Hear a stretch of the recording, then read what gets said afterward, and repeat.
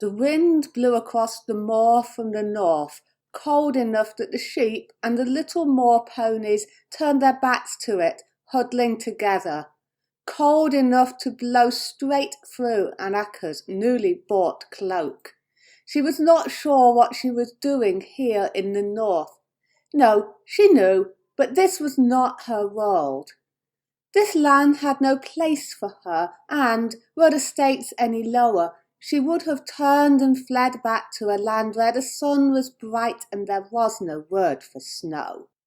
The hired pony, though, carried her forward, head down as he trudged through the thin blanket of powder, starting to form on hills that would no doubt be right soon.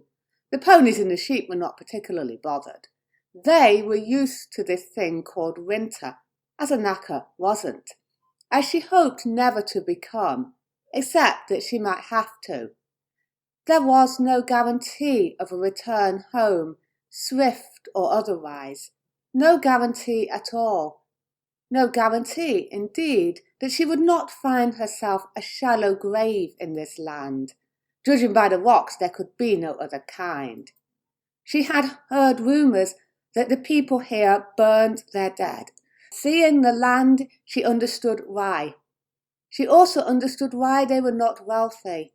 The only thing they had going for them, trade-wise, was wool from those sheep, the same wool her cloak was made of. Once that had been enough, and vast flocks had grazed these hills. No more, not as the world became larger. The ancient ridgeway took her around, along a valley, and then down a pass to the town she was heading for. A stone fortress brooded over it. Yes, this was the place that so badly needed her, or somebody like her, at least if the crows spoke the truth this time. A long ride, a long boat trip, a longer ride, and she had reached her destination. Riding down through the land, she saw the signs of poverty, the signs of a place that had once been wealthy, but no more, not since the steppe folk had ceased to be enemies of civilization and brought but wool even better than that raised here. The houses, like the fortress, were of stone, but stone would be cheap here. Still, they were well made. To one side of the village green was a temple to some local deity, recognisable as such by the carvings on the exterior and the tower. These people liked to put tall towers on their temples, but so did most people. The association between high places and the gods was strong. Anaka had no place in her mind or life for the gods.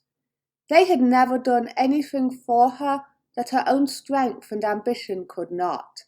Some days she questioned whether the gods existed, and had never been struck down for her thoughts, which told her either they did not exist, or they did not care as much for human belief as some priests would have it. She ignored the temple. She did not ignore the child who ran up to her, looked up at her. "The inn's that way," the child said, pointing. It would be easy enough to identify a stranger in this place, even one who looked more like the locals. It was as if every bit of colour had been drained out of their skin, leaving the soft red of blood behind it. With this child, too, the hair had been affected, leaving it yellow and stringy. It was not an attractive appearance, but, no doubt, to them she looked just as strange. "Thank you," she told the child. The inn was as good a place to start as any.